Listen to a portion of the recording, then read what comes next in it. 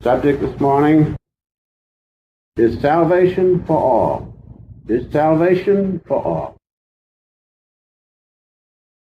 The definition of salvation is delivery from sin and its consequences. Delivery from sin and its consequences. We can understand the problem of salvation if we will just remember that definition. Delivery from sin and its consequences. We can understand the problem of salvation if we will just remember that definition. We find only in the realm of outward consciousness, in this ordinary consciousness of life, there is no sin in God.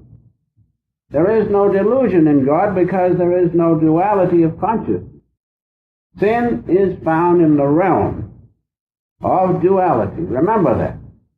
So now if you want to be saved, if you want to be free from the consequences of cause and effect in duality, what do? You merge in God's unity of consciousness. Now the way is before each and every one of us whereby we can merge in His consciousness. Because we are made in the image of God, we are always connected to Him with an inseparable tie, and therefore we can say right off, salvation is for all who will. That's the point. Salvation is for all who will. All can attain the unity of God's consciousness and love who will give a little effort. But we must remember this, that everyone has free will to get out of this delusion or to stay in it just as they like. Until finally the whole cosmic drama is withdrawn, and then we have to go back to God whether we want to or not. But unless we freely choose to know Him now, in this life, we go back to Him unconsciously. So remember, salvation is for all who will, because we all have free will. Now to understand this, if we can visualize the dream consciousness, remember that's one of the greatest illustrations ever given. As the Master said, understand the dream consciousness and the moving picture, and you understand life itself. Now let us discuss just for a few minutes the dream consciousness. If you can realize that, then you have the solution to salvation. Take your own dream, for instance. Remember, we are made in the image of God, and as we dream, so God dreams. Or rather, I should say, as God dreams, so we dream. So we can take this illustration, and knowing that, we can know the cosmic dream. Now, an ordinary dream, you realize that it is your own consciousness that is dreaming. If you practice a little, you can go to sleep, you can consciously dream. Now, in that dream, you may have many characters, like all of us, and in that dream, let us say that you give each one of those free will to be one with that dream, or to come back and realize that it is your own consciousness that is dreaming. You can understand that so far. You can give those characters in the dream free will to stay and be one with the dream, or to realize that the dream comes from your own consciousness. Now, those who elect to be one with the dream, when the dream is withdrawn in the morning, when you wake up, you can understand that their consciousness is lost, because to them the reality is what? It's the dream itself. Now those, while in the dream, who elect to be one with the consciousness that is dreaming, When the dream is withdrawn, where are they? They're in the one consciousness, which is your own consciousness. So remember that illustration of the dream. Just as when you dream, the characters in that dream, if they become a part of the dream and forget the dreamer, which is your own consciousness, then when that dream is withdrawn in the morning when you wake up, where are they? They're gone. They never existed except in delusion. So the same if we remember God's will, God's dream. The same thing happens. He is dreaming this universe upon universe, and He has given each one of us in this particular realm we find ourselves free will to be one with the dream, to accept it, and if we think that's the reality, to follow it, be one with it. But He has also given us the free will and the power to be one with His consciousness, which is dreaming all things. And so you can see that when His consciousness is withdrawn, at the end of the cosmic day, everybody has to go back to Him. Therefore, everybody will be saved, but in an unconscious way. But those of us who elect right now to merge in Him, whose consciousness is projecting the dream, when the dream is withdrawn, I mean the great dream, the cosmic dream, we being one with that consciousness which has produced the dream will be eternally saved. So you see, salvation is for all those who will give the time and effort to be one not with the dream itself, but with the dreamer. And just as you dream your own dream, and when it resolves into your consciousness, so this cosmic dream resolves into the one God alone's consciousness. And those who understand that right now while here on earth, they are the ones who are saved. Because unless you understand it here on earth now, you cannot pick it up after this dream is over. You must know now God alone, and that it is His consciousness which is dreaming. So let us remember that salvation is for all. Why? Because all have the ability to know God and His great love.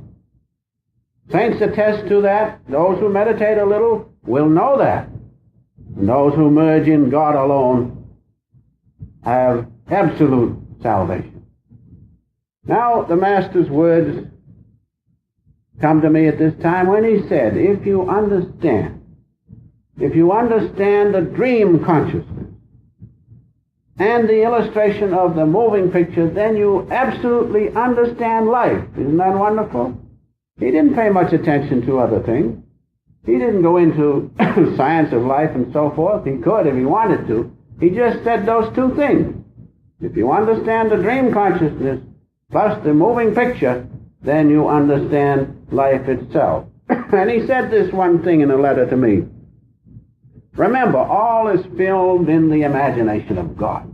Just like all your dreams are filmed in your imagination. So, he goes on to say, forget this dream of life, for lo, in the chamber of God's imagination, life is already filmed and finished. How can we afford to be identified with the film and the dream? When it's completed there, it's a delusion suggested by God. We must know the giver, he who produces this dream, this cosmic dream.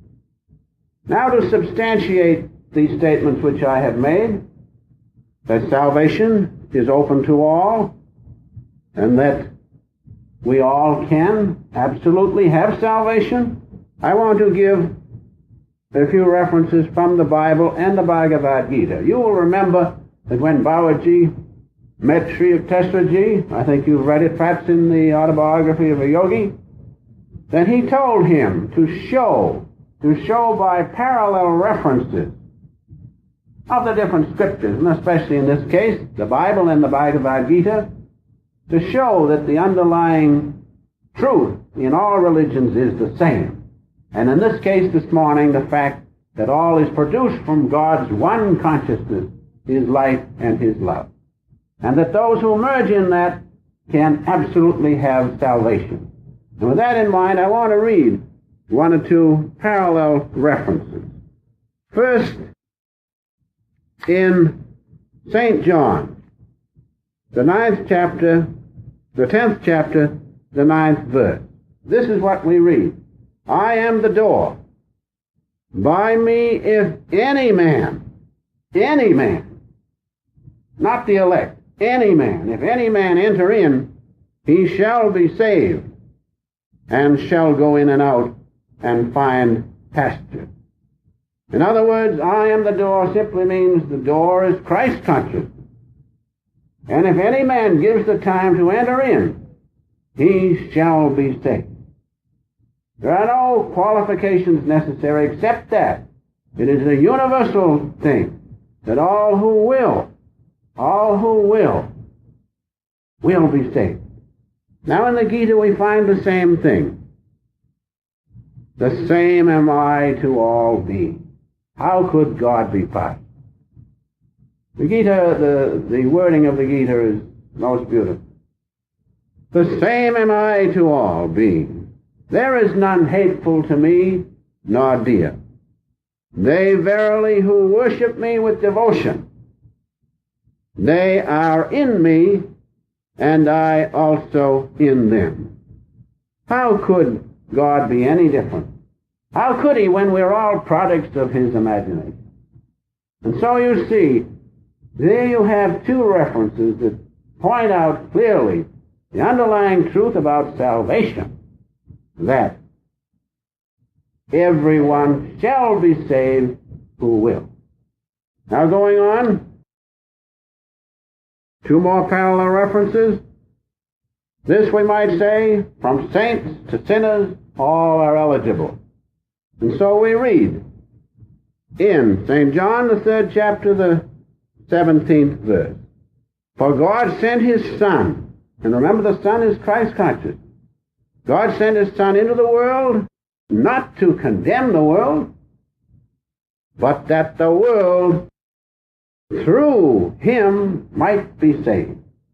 Now the world doesn't mean just special people, saints and so forth. It means everyone. Everyone from saint to sinner, if he will, can be saved.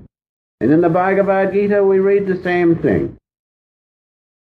Even if thou art the most sinful of sinners, thou shalt cross over all delusion, all sin, by the raft of wisdom. Even if the most sinful worship me with undivided heart. Why not? The sin is simply a product of God's imagination in creating this dream. And so it says, if even the most sinful worship me with undivided heart, he too must be accounted righteous, for he hath rightly resolved, speedily he become dutiful, and goeth to eternal peace. Know thou, O Arjuna, for certain, that my devotee perishes never. That's the most wonderful. Everybody will be saved. If you love God just a little bit, you're His devotee. It doesn't make any difference your position in life, rich or poor, literate or illiterate, that makes no difference. The thing is, if you are a devotee of God, you will never perish. You will never lose the realization that you are His child. That's being saved. And finally, the last parallel reference is this.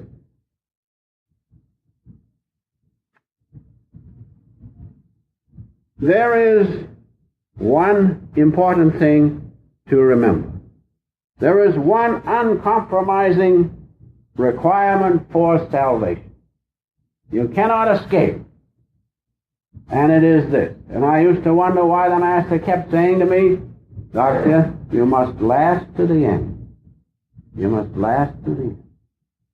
No matter what the troubles come, no matter what your hardships are, if you last to the end with faith in God, then you will serenely go into His presence, into His light and love. You cannot escape salvation. And so I have two parallel references for this. Remember that uncompromising requirement. Unless you keep steadfast with God, when the turmoil of death comes, or not even death, when you approach the end of the drama of life, things look different. They look quite different. The body is not so strong. It also does not function as well. But worst of all, you see the paradoxes of this life, and you realize that there can be no end in this life. Now, unless you are stable, unless you are steadfast, unless you last until the end with full faith in God, when these states of consciousness come upon you, how can you pass over on the other side serenely? You cannot. And so the requirement which all must observe if they are to be saved is that they last till the end. And we have these two references. Matthew the 24th, the 13th verse. But he that shall endure, and it is an endurance race, all right. He that shall endure,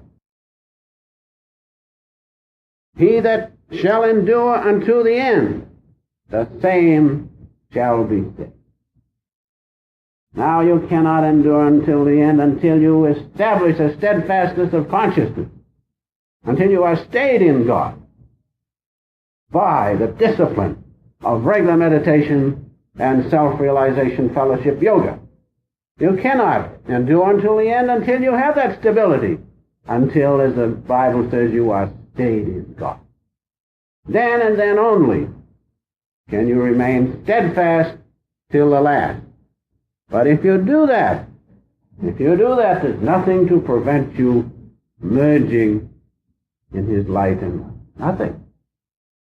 But if you do not, there's such a turmoil, a restlessness, that you cannot preserve your continuity of consciousness into His presence. And in the Gita, same parallel reference, he who, casting off the body, goeth forth thinking of me only, at the time of the end, he entereth into my being. There is no doubt of that. But the point is, he who, casting off the body, goeth forth thinking of me only. That's the key. Without discipline, without the discipline of self-realization fellowship yoga and regularity, you cannot go through death or even the last part of the drama of life thinking only of God. You can do that only if you are disciplined and schooled, and as I have said, you have the stability of consciousness, you are stayed in God. And therefore, as I have said, salvation is for all who last until the end. Because, just to reiterate, as the end of the drama of life comes, we see the discrepancies, we see the paradoxes, we see the body is falling apart, so to speak. We realize that this cannot be the end. And unless we are disciplined through the regular practice of self-realization, we cannot serenely pass over into His joy and into His light and love. But those who during life, through discipline and regularity of devotion, consciously realize God alone, realize He is the doer of this whole business, and merge in that and have that realization, they not only serenely pass over into the other side, into the spiritual consciousness, but they pass over consciously. That's the important thing. But we must have that realization of God alone. And so we should make the effort. We should not feel ourselves as unworthy. That inferiority complex comes. We should not feel that. If we realize that this delusion is the sole cause of all sin and such things, and realize our unity with God's consciousness. What we were in the past doesn't amount to Hannah Cook. And I want to show you by reading just one or two of Sri Yukteswarji's beautiful words. These are most wonderful, because when we look back and think of perhaps the many incarnations when we do not realize what we were, what we did, how bad we were, because the bad seems to stand out and last, remember his words. They're most wonderful. He says this. These are the words of the Master's great Guru. The vanished lives of all men are dark with many shames. Human conduct is ever unreliable until anchored in his name. Until anchored in the divine. Then he concludes with these words. Everything in the future will improve. Everything in the future will improve if you make the spiritual effort now. And so let us not forget, salvation is for all. And let us establish within us that stability of consciousness by following one as the Master who had that stability of consciousness, who serenely and consciously was one with God's great love through his life. Let us establish that stability of consciousness. That stability of consciousness, which stands unshaken through the crash of breaking worlds. Nobody can touch you if you have God's presence with you. The world, the universe can fall apart. But his word will not, his love will not, because it is his love that has made universe upon universe. And so let us remember, in the stability of consciousness of God alone lies salvation for all, if they will.